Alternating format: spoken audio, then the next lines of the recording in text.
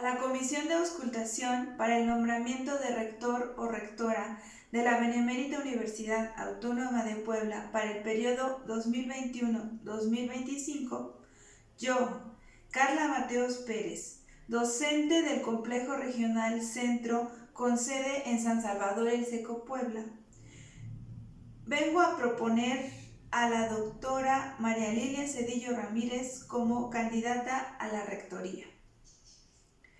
Mis razones son las siguientes. Ha sido una científica sobresaliente dentro de nuestra institución.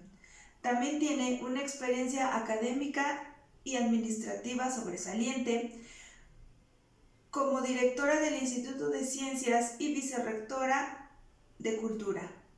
Por último, porque deseo que sea la primera mujer rectora en nuestra universidad.